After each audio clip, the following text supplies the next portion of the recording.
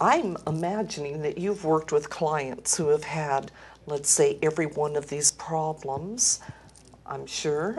Yes. I wonder if you'd be willing. Hundreds have had every one of these problems. Thousands have had every one of these problems. We've had every one of these problems. There you go. Right. We learned the old-fashioned way I lived through it. That's, Well, how about maybe just giving us one example of a lack of health and safety choices that perhaps were really surprising? Yeah, and those of you who watched the show that I did with Arno Jaffe and his son Bowie, that, of course, is the most extreme case, because that's a young man who ran off to San Francisco and ended up living on the streets as a homeless drug addict for 6 years. And now, by the grace of God and the Heartspace solution for sobriety, and his dad working literally night and day, single-handedly with me, he was my committed family member, Bowie has now been clean and sober for 5 years. And so that's just a classic example of not having whole brain thinking. Simply said, Bowie is a very, very right-brain guy. A very, very right-brain guy. And if he had been living in India, he would have been one of the wandering sadhus or mendicants.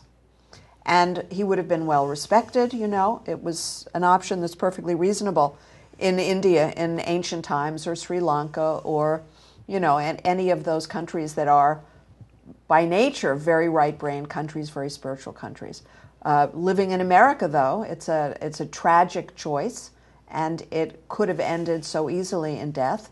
And amazingly, because he was very young and very, very healthy, he's fine. He's great.